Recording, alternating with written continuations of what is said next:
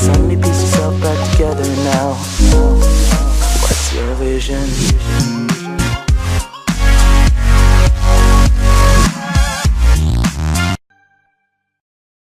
We all know the story of Noah and the flood, but according to some researchers, there could be as many as 200 different deluge stories from ancient cultures throughout the world.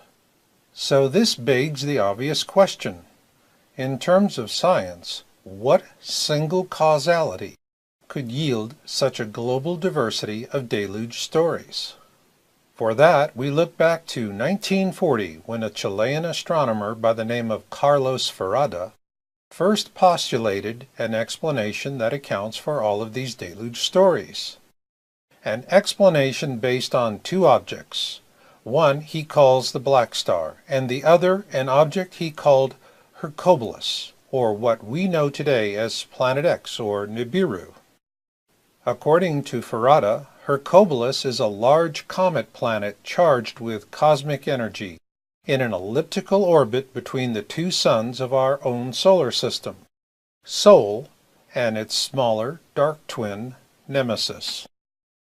A man of great intellect and insight, Ferrada tells us that this object does not follow established celestial laws, which in turn explains its bizarre behaviors. He also predicts that during this next coming flyby, this massive object will come within 14 million kilometers of Earth, and that it will be naked eye visible from every point of the globe. Yes, we will all see it and we will photograph it. But when will we all come to believe our own eyes? Well, that might be quite another thing. Hopefully, it will be in time for us to find safety from the coming cataclysm. And what shall that be? It will be a horrific event predicted by Edgar Cayce, a great American psychic known as the Sleeping Prophet. A pole shift.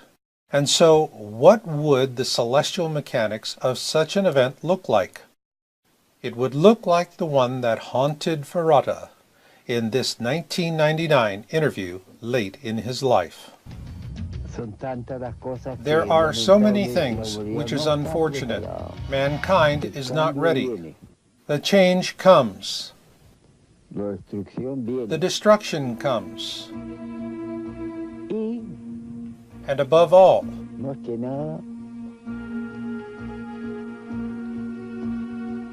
will affect humanity in its existence, in its production, and in its own substance.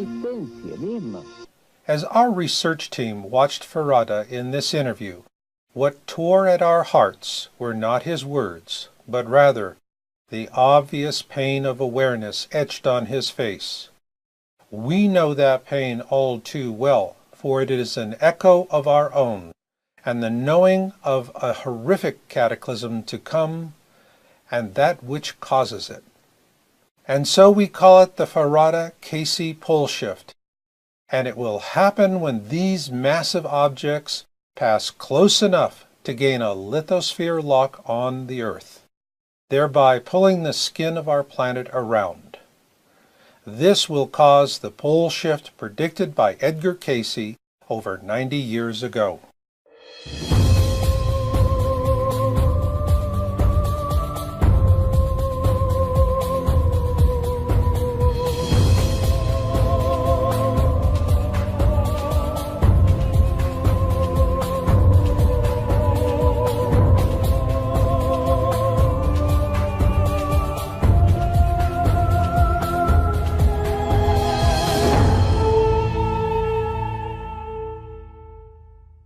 Carlos Ferrada first began talking about Hercules, or what we call Planet X, Nibiru, in 1940.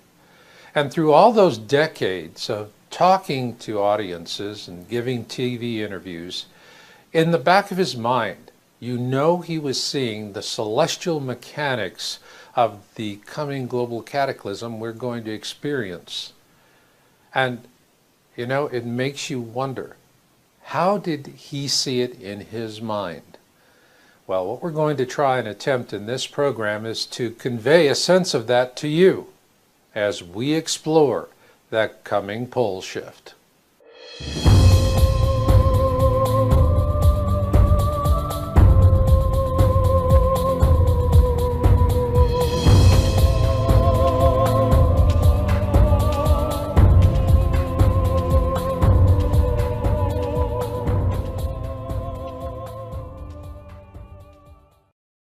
In this program, we're going to take you into the future to show you a cataclysm that means, well, frankly, the end of life as we know it. But it will not be the end of us. Rather, humanity has a long journey ahead of it, and this is just going to be one waypoint along the path. But, as with all journeys, they do have a beginning, and that beginning for us is that first dawn of awareness about what is to come. And for that, we go to the past. In the first program in the Planet X 101 series, Who, What, When, Where, Why, and How, we explained how the search for Planet X first began in 1781. However, the chronological starting point for our journey today is much closer to our own time. In 1940, a Chilean astronomer by the name of Carlos Muñoz Ferrada first began talking about an object he called Hercules, or what we know today as Planet X, or Nibiru. But he also talked about not one, but two objects. Hercules is the same planet Zecharia Sitchin, author of The 12th Planet, describes as Nibiru, according to his translations of the ancient Sumerian texts. And according to Sitchin, it is 4 times the size of Earth. But of even greater concern to us is the black sun, as Ferrada calls it. A binary twin to our own sun that is 56 times the size of Earth. And it is the core object of a mini-constellation we call the Planet X system, which in turn orbits around our own sun, much like a comet would. Therefore, Ferrada is the pivotal figure in this program because he was the first professional astronomer to talk about the Planet X system, as we call it, back in 1940. The small sun he referred to as the black sun is actually a brown dwarf star known to present-day astronomers as Nemesis. Brown dwarfs are small protostars that lack the mass to sustain hydrogen fusion like Sol. Consequently, they are very dark stars and extremely difficult to find.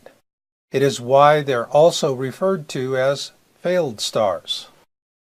In fact, the existence of brown dwarf stars wasn't theorized until the 1960s, and back then, they were initially called black dwarfs. Consequently, it wasn't until 1988 before the first brown dwarf was discovered, and as of 2012, over 1,800 of these brown dwarf stars have been discovered. We know them today as brown dwarfs thanks to American astronomer Jill Tarter, who first coined the term in 1975. It's interesting to note that the protagonist, Ellie Arroway, played by Jodie Foster, was based on Tarter's astronomical work. The modern hunt for Planet X began with the deep space probes Pioneer 10 launched in 1972 and Pioneer 11 launched in 1973. These missions established the existence of something of substantial mass because it had significantly altered the trajectories of both probes. In 1983, the infrared astronomical satellite, IRAS, was launched to image that mass. According to NASA, IRAS failed before the mission could be completed. However, several government whistleblowers have since come forward to say IRAS had in fact imaged Planet X. It is also important to know that the disclosures of these whistleblowers are consistent with the news accounts of that time. Most notable was a New York Times article published on January 30th, 1983, which states, "More credence was given to the hypothesis that a brown dwarf accounts for the mysterious force. Moreover, a brown dwarf in the neighborhood might not reflect enough light to be seen far away," said Dr. John Anderson of the Jet Propulsion Laboratory in Pasadena, California. Keep that name in mind as we move forward to 1988. This is a 2013 capture of Dr. John Anderson's NASA biopage, So what we know about this astronomer is that he does indeed work for NASA, and that he has been following the topic of Planet X for years. Frankly, he's in a league of his own as the last of the honest NASA astronomers to come forward on this topic. In a June 14, 1988 interview with the Victoria Advocate titled Pioneer 10 Still Searching, Anderson is directly quoted as saying, "We have a 90 to 99% confidence that Uranus and Neptune are being disturbed, and by one candidate for that is a single Planet X." Sourced from the Google News service, Yowza.com first published this Victoria Advocate interview with Dr. Anderson on March 18, 2012, in an article titled "The Planet X Cover-Up in the Mainstream Media." Immediately after publication of that article, the entire Victoria Advocate edition for that day was removed from the Google News Service site. No doubt, our tax dollars at work once again. Redactions aside, 1988 was still a bellwether year for Planet X research, thanks to the efforts of Dr. Robert S. Harrington, chief astronomer for the United States Naval Observatory, because in October of that year he published a paper titled "The Location of Planet X." And here you see Dr. Harrington being interviewed by Zecharia Sitchin, author of The 12th Planet, for a network documentary. In that interview, Dr. Harrington showed Sitchin an orbital diagram for Planet X. Interestingly enough, in this illustration created by Dr. Harrington, we see the description, "Orbit of Nibiru." The very same planet that Sitchin maintains exists according to his translation of the ancient Sumerian texts. It is likewise noteworthy that Harrington commissioned the construction of a special telescope for a Planet X sky survey, which was conducted in 1991 at the Black Birch Observatory in New Zealand. Those observations were based on Harrington's calculations, and the films were delivered directly to NASA and never seen again. And in a manner of speaking, neither was Harrington. As reported in our Yowza.com article, Planet X and the Mysterious Death of Dr. Robert Harrington, this courageous astronomer died on January 23, 1993, from a rapid onset of esophageal cancer. Many believed he was assassinated, as do we. Today, NASA has replaced the Planet X research of men like Anderson and Harrington with a Planet X debunker by the name of David Morrison, a man who maintains that Planet X does not exist and who never misses an opportunity to humiliate anyone with an interest in the topic. So, in response to David Morrison, I offer my first Planet X article published in January 2002 as way of introducing a pithy insight from the man who helped me to write that article. He was Dr. Brian Geoffrey Marsden, and at that time he was a senior astronomer at the Smithsonian Astrophysical Observatory. Regrettably, he passed away in 2010, and to honor his memory, I believe something he once told me is the best way to respond to David Morrison. The failure to observe an object only means that you have failed to observe the object. It should be noted that following the mysterious death of astronomer Robert Harrington in 1993, the Planet X topic went dark in the mainstream media because it had become a death topic. And with that, we now take a big step forward to the year 2006. On April 26, 2006, Yowza.com was the first to break the story on the South Pole Telescope in terms of Planet X. The SPT, as it is commonly referred to as, is a 10-meter diameter telescope located at the Amundsen Scott South Pole Station in Antarctica. Simply put, It is the ideal infrared telescope for observing anything rising up from the southern skies, like the Planet X system and its brown dwarf. The official reasons given for constructing this telescope in the most inhospitable region of the world sound noble, but in fact do not justify the expense. The Amundsen-Scott South Pole Station is only accessible by way of specially modified C-130 aircraft. Consequently, flying in the telescope and its support building was a Herculean effort. This is why the same exact science could have been done for a fraction of the cost elsewhere in the southern hemisphere. So, why not save the money with a better location? Well, as we pointed out in our article, this was the ideal place to observe the southern approach of the Planet X system at that time. Then came the news we hoped for in 2008. A whistleblower posted Planet X images taken with the SPT on YouTube under the name Nibiru Shock 2012. Here you see the images he posted in his video that were captured by the SPT in January 2008. What is clearly obvious here is that we are looking at a mini constellation and not a single object.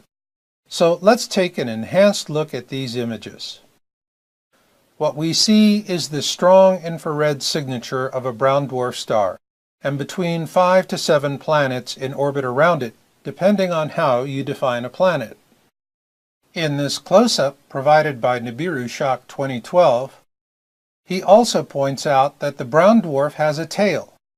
This can be attributed to the fact that Nemesis, the brown dwarf seen here in the center of the image, is surrounded by a massive dust disk.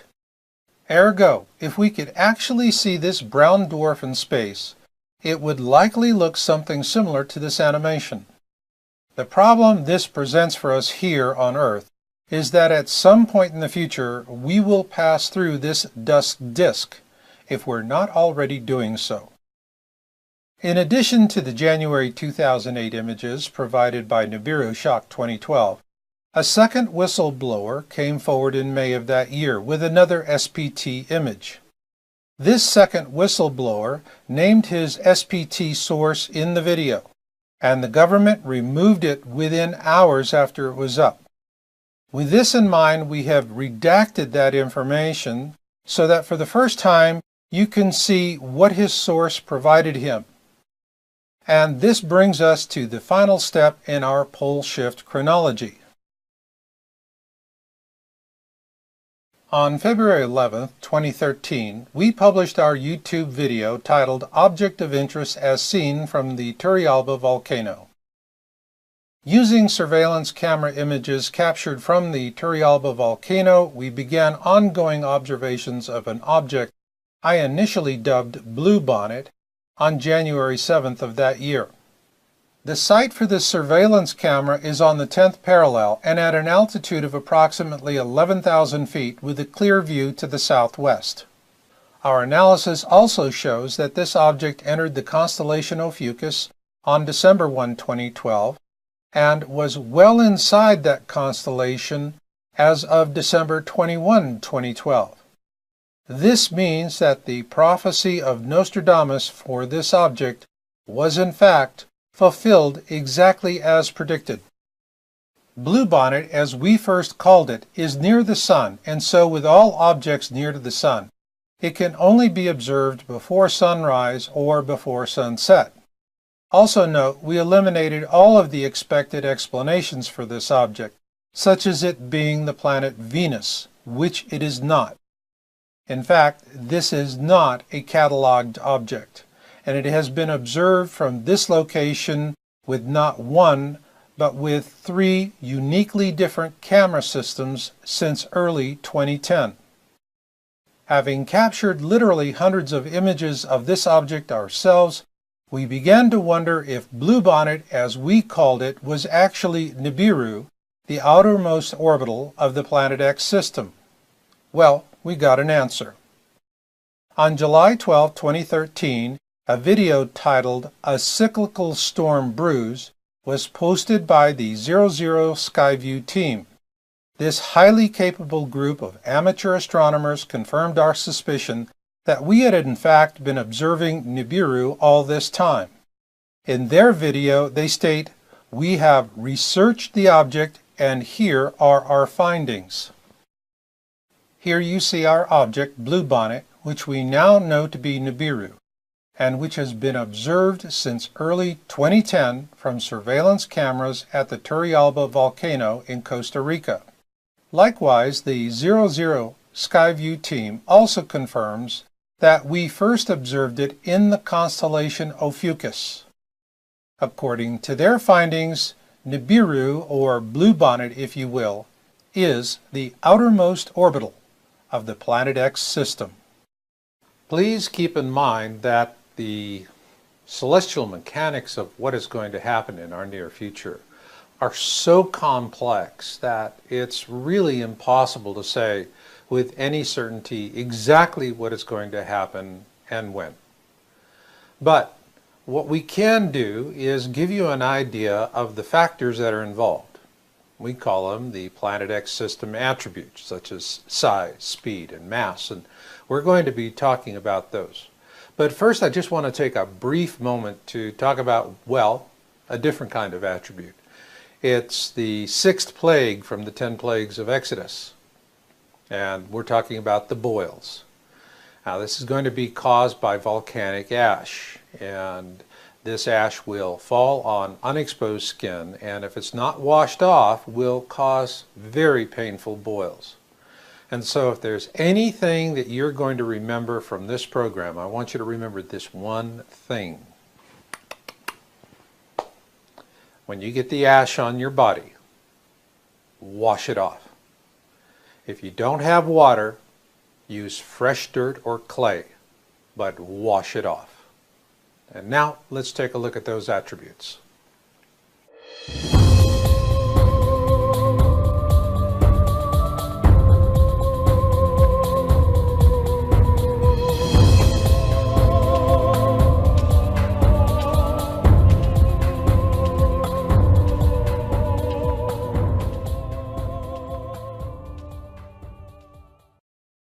In the opening of this program, we had a feature piece on Carlos Ferrada, and when I watched that for the first time, it really tore me up, because as a Planet X researcher, I could see in my mind what he was seeing and in his mind, and it's hard. It presses down on the soul. Yet, there's just no way to know exactly what's going to happen, so the best thing you can do is to at least understand the celestial mechanics of it at a basic level. And that's what we're going to tackle next with Planet X system attributes. Before computers, we'd have to spend all day at the library hoping to get at least part of an answer to a burning question. But today, all it takes is a few keystrokes, and the next thing we know, the question is delivered to an electronic ether, and from there, back pops an answer. But once we have precise questions about when a certain thing will happen with regard to the Planet X system, what we get back is a rat's nest of orbital irregularities that cannot be reconciled. Why is this? In 1962, a Japanese astronomer by the name of Yoshide Kozai explained why it is so difficult to get a precise answer to a simple question. It is called the Kozai mechanism, and it describes the complexities of how the orbits of objects affect each other in space. It also tells us that the more objects you have, the more complex the solution becomes. And in the case of a Planet X system flyby, there is simply not enough computing power on the surface of the Earth to give a precise answer to a simple question. But beneath the surface of the Earth, such power may exist. It was recently announced that IBM has developed what are called fluidic computers, and they mimic the brain's design with liquid-based transistors suspended in an ionic liquid that acts much like the neurons in our brains. While we're only hearing about the civilian applications today, for the last decade, our government has been using several of these fluidic computers in underground facilities, and their computing power is simply awesome. To understand the power of just one fluidic computer, let's begin with a supercomputer such as those used by governments and universities today. Keeping this supercomputer in mind, imagine that you could multiply its numbers by 100 times to create a computing cloud of 100 supercomputers, all working together to process the same data. Then multiply that cloud of 100 supercomputers 100 times, and what you'll have is the computational power of just one fluidic computer. Is that enough computing power to unsnarl a rat's nest of Comet mechanism orbital solutions? Only our government has the answer to that question, and as we know, they do not share well with others. Nonetheless, we humans have amazing computational skills because we have the ability to tap into cosmic consciousness, a powerful source that dwarfs anything possible, even with fluidic computers. Two such men who have tapped into the power of this cosmic consciousness are astronomer Carlos Ferrada and Edgar Cayce, the sleeping prophet. Like Edgar Cayce, Ferrada had a special gift. He could enter into trance when he was researching, and while in this state, he could write and draw the cosmic knowledge he received.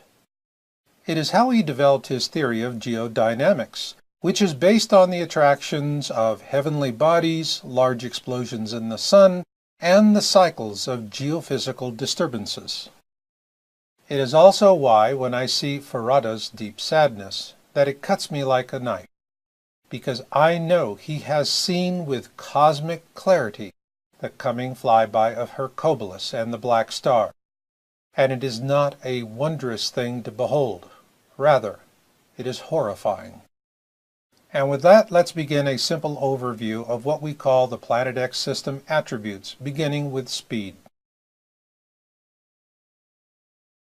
According to Zecharia Sitchin, the word Nibiru means the planet of crossing, and according to Ferrada, its speed when it's at its closest distance to Nemesis is 92 kilometers a second. Ferrada also tells us that when it is at its closest distance to our Sun, it is traveling at a speed of 76 kilometers a second. But what is really interesting is that while it is on the long legs of its journey, so to speak, Nibiru is traveling at a whopping speed of 300 kilometers a second. In terms of complexity, this makes the Planet X system a Comet mechanism poster child on steroids. No wonder our government is spending vast sums of money on underground fluidic computers. Meanwhile, what will those of us on the surface see as Nibiru moves along its orbital path? Well, that depends if it's coming or going in its orbit relative to us. Astronomers use the term blue shift to describe what we're seeing when an object is coming towards us. With blue shift, the light waves are compressed, and so the object appears bluish to us. Conversely, when an object is going away from you, it appears reddish because the light waves become elongated. Ergo, when it's coming at us, it's blue, and when it's going away, it's red. In this January 23, 2014 image of Nibiru, captured with the third camera system installed at the Turrialba volcano in Costa Rica, one cannot help but wonder if we are seeing Nibiru turning back in its orbit around Nemesis. No doubt we will see more cycles of blue shift and red shift before this flyby of the Planet X system through the core of our own inner system is over, which also explains the ancient Hopi prophecy called the Blue Kachina prophecy. The Blue Kachina prophecy tells us that we will see a blue object in the sky which will be a harbinger of trouble. Following that, we will see a red Kachina, and it will cause a great suffering for us. The Hopi assure us that this happened before and that it will happen again. This now brings us to the attribute of size. We live on Earth, and so it is natural that we humans have an Earth-centric view of the cosmos. Consequently, when it comes to long distances in space, the core measurement is called an astronomical unit, which is roughly the distance from the Earth to the Sun. For this reason, we'll likewise use an Earth-centric model to define the sizes of Nibiru and Nemesis. According to Zechariah Sitchin's translations of the ancient Sumerian texts, Nibiru is the size of 4 Earths. And according to Carlos Ferrada, the Nemesis brown dwarf he calls the Black Star is the size of 55.5 Earths. Granted, when it comes to fishing and sex, size matters. However, when it comes to the impending pole shift, it's all about mass. In terms of a pole shift resulting from a flyby of the Planet X system through the core of our system, mass and not size is the key measure. In his book, The Time Machine, author H.G. Wells presents a scenario in which our moon is fractured as the result of reckless mining and construction techniques. The result is that humanity is also fractured into the peaceful Eloi and the monstrous Morlocks who feed upon them. This is a very real scenario because of something called tidal force. To put this in context, imagine that the moon was to suddenly disappear, in which case the entire surface of the Earth would collapse approximately 18 inches. No doubt, that would most likely result in an extinction-level event for humanity. So in terms of a pole shift event, where the gravitational force of Nibiru and Nemesis gain a lithosphere lock on our planet, these forces will pull the skin of our planet around. Again, size doesn't matter. Rather, the pole shift force will equal mass plus distance. With this in mind, our best estimates for mass are as follows. We give Harrington's Planet X 2 to 3 Earth masses. For Nemesis, we place that at 24,726 Earth masses, and that's no lightweight. In the final analysis, what will drive the pole shift is what we know as the 3 golden rules of premium real estate. Location, location, and location. Ergo, where are we in relationship to Nibiru and Nemesis when they come closest to us during the flyby? Now that we've covered the basic Planet X system attributes, we're ready to move forward with a look at some flyby scenarios.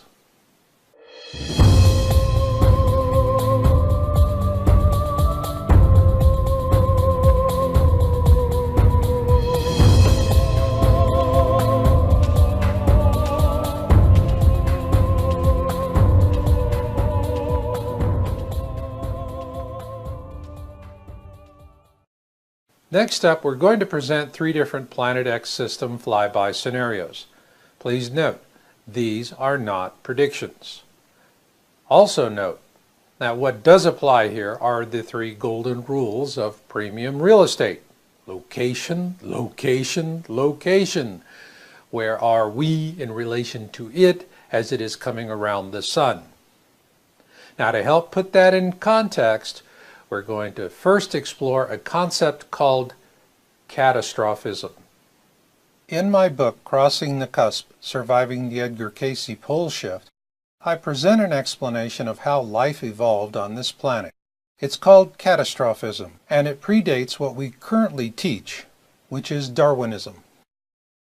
Like creationism, catastrophism tells us that the cycle of evolution goes through long periods of quiescence, punctuated by brief moments of extreme violence which reorder life on the planet. Catastrophism, like Darwinism, is based on data, whereas creationism is based on belief. Therefore, there are no arbitrary time frames. This is because Darwinism and catastrophism are based on a deep time understanding of the evolution of life on our planet. And what we are about to encounter will be one of those brief moments of extreme violence that reorders life on our planet. But in our first scenario, we're just not going to reorder life on a planet, we're going to destroy it. Phaeton is a hypothetical planet. What happened to Phaeton was a catastrophic event that tore the planet apart, sending its fragments flying out into space. These fragments then became the asteroid belt that now exists between the orbits of Mars and Jupiter. So, our first Planet X system flyby scenario will be a Phaeton event. Here we see Earth on the opposite side of the Sun, but poor Phaeton is a bone to be chewed as Nibiru and Nemesis close in on it. This, we postulate, was the destructive force that tore poor Phaeton apart. Visitors who take the Universal Studios tour of the Red Sea scene from the movie, The Ten Commandments, are given a great insight to a real feat of cinema magic. However, when we remove the magic and the allegory from the story and reorder the plagues in scientific order, the first plague of Exodus becomes number 7, thunder and hail. What the reordered story of Exodus tells us is that meteorite showers falling on us from the dust disk surrounding Nemesis is the first plague. This plague will repeat itself as Earth is pelted by this dust disk. We'll see meteorite showers the likes of which we could not imagine. The damage of these meteorites will be substantial and long-lasting because they'll contain something called schrebersite, a deadly combination of iron, nickel, and phosphorus only found in meteoric iron. The iron in the schrebersite is what caused the first plague in the biblical account, namely the turning of the waters to blood. To understand why, simply visit a local brickyard. They'll tell you that in order to make those wonderful red bricks we use to decorate our homes with, they add iron to the mix. This is why the iron in the schrebersite will once again turn our waters to the color of blood, and it will result in a dramatic reduction in potable drinking water for all of us. Meanwhile, the phosphorus in the schrebersite, plus warmer surface temperatures, such as those we're already seeing these days, will trigger huge blooms of blue-green algae. These algae blooms will generate vast amounts of microcystin, which is highly toxic and can kill plants, animals, and humans. And here in our illustration of the Exodus scenario, we find Earth on the opposite side of the Sun, just as it was during the Phaeton event scenario, with one notable exception. This time, there is no Phaeton. So, what we've seen with these first two scenarios is that Earth was fortunate enough to be on the other side of the Sun during this final stage of the Planet X system flyby. So, what happens if we are not so lucky the next time? In a 2008 Project Camelot interview, government whistleblower Bob Dean announced that our worst fears would be realized during this coming flyby. That Earth would be on the wrong side of the Sun as the Planet X system began its downward track back into the furthest reaches of our solar system. No doubt astronomer Carlos Ferrada saw this as well when he predicted that during this coming flyby, Nibiru will come within 14 million kilometers of the Earth. Consequently, the pole shift, as envisioned by Carlos Ferrada and predicted by Edgar Cayce, will happen for the very reason given by whistleblower Bob Dean, that Earth is just simply going to be at the wrong place and at the wrong time, and so it will be a real tribulation for humankind. First will come increased seismicity, which is already happening, followed by increased volcanism, which also is already happening. Then there will be the deep impact events that many of our modern astronomers and scientists are warning us about. And then will come the tidal forces of Nibiru and Nemesis as they gain a lithosphere lock on Earth. Then they'll pull the skin of our planet around. So now the big question is, will the pole shift happen in our lifetime? Well, the government knows for certain because they've got the fluidic computers. But, as the old saying goes, they don't share well with others. The best we can do in the meantime is, well, take our best shot. You decide.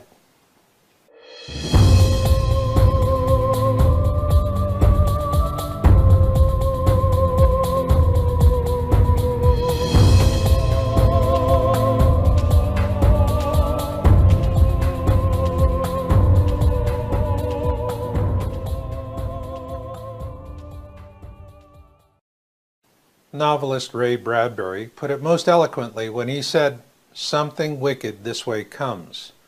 So then the issue is, by what route, or trajectory if you will. We're going to look at that next. But also we're going to look at something I call the backside. Whenever I do a podcast or a video, I always close with, "And this is Marshall, and I'll see you on the backside." So what is the backside? Well, it's when we see blue skies once again. So let's get started. This pole shift trajectory forecast begins with an anonymous hero, a government whistleblower only known to us as Nibiru Shock 2012, who first revealed images acquired from the South Pole Telescope in January 2008 of the Planet X system. In these enhanced images he shows us a brown dwarf mini-constellation with its own planets and moons. And what is interesting is that this brown dwarf has a tail, which tells us it is going to be an awfully dirty thing. Then on October 10, 2012, the 00 Skyview team released their video, A Dark Binary Star, and the object they were viewing with a highly advanced amateur telescope bears a striking resemblance to the one captured with the SPT in January 2008, and there are others. On July 28, 2013, we published our video, Planet X System Observations and Orbital Analysis, with our own observation of Nemesis made by Jorge Arena during a business trip to Lima, Peru. On the last leg of his journey from El Salvador to Peru, he captured this rare image of Nemesis through the clouds at the sun's 7 o'clock position. Then on January 10, 2014, YouTuber Stargazer Nation posted a feed capture from the Soho Lasco C3 camera. In it we clearly see Nemesis, or the Black Star as Carlos Ferrata called it, again near the sun's 7 o'clock position. Frankly, we were amazed to see that he got this imagery, as we routinely see these kinds of images scrubbed off the Soho site nearly as fast as they go up. But like they say, the early bird gets the worm, and so our hats are off to Stargazer Nation for a brilliant piece of citizen journalism. He nailed it. The Nemesis brown dwarf star is the smaller companion to our own Sol, and like Sol, Nemesis has its own planets as well. Of particular interest to us is its outermost planet, Nibiru. We first reported our observations of Nibiru on February 11, 2013, with our video, Object of Interest as Seen from the Turrialba Volcano. Our observation efforts began in mid-December 2012 with an email from an expatriate who lives at the base of the volcano. We subsequently began observing this object on January 5, 2013, which I initially named Bluebonnet. We tracked it from a surveillance camera at the top of a Costa Rican volcano located 10 degrees north with a clear view to the southwest, called Turrialba. We tracked it a few hours before sunset each day for months and amassed hundreds of image captures from 2 different surveillance camera systems. Early on, we suspected it was Nibiru, and on July 12, 2013, the 00 Skyview team posted a video titled A Cyclical Storm Brews, confirming our suspicions. Their finding was that we in fact were observing Nibiru, the outermost orbital of Nemesis, in the constellation Ophiuchus. That being said, the linchpin for this pole shift trajectory forecast is not Nibiru. Rather, it can only be one object, Nemesis. For this reason, we'll use the January 10, 2014 Stargazer Nation capture of Nemesis from the Soho LASCO C3 camera as that linchpin. And so here is our pole shift trajectory forecast, starting with the Soho observation in January of this year. Here we see Nemesis and Nibiru in conjunction with Earth on the opposite side of the Sun, with Nemesis just below the ecliptic and Nibiru just above. Keep in mind, Earth is already seeing evidence of increased solar radiance, resulting in a corresponding increase in seismicity and volcanism. Also keep in mind a 2008 Project Camelot interview with government whistleblower Bob Dean about the coming of Nibiru. In that interview, Dean was quite explicit in his statement that the flyby would occur while Earth and Nibiru are on the same side of the Sun. And so our pole shift alignment forecast is for some time after 2016. We are also very certain that sometime in 2016, both Nibiru and Nemesis will be naked eye visible from everywhere on Earth. This will likely be about the time Nemesis reaches its point of perihelion with Sol, in other words, its closest distance to our Sun. The pole shift event will occur when Nemesis crosses the ecliptic on its outward leg to the furthest reaches of our solar system. At this point, both Nemesis and Nibiru will be in opposition to Earth, and that is when their combined tidal forces will gain a purchase on the lithosphere of our planet, thereby causing a pole shift in which every major body of water will come out of its basin. During this time, we will see both Nemesis and Nibiru, and our planet will also be pelted by the Nemesis dust disk. Also, there will be catastrophic interactions between our Sun and both Nemesis and Nibiru, resulting in catastrophic solar storms, which will scorch the surface of our planet. This will be a time when we need to take refuge below ground. Likewise, there will be terrible impact events all throughout this flyby, and these will leave lasting scars on the land and turn our summers into long winters.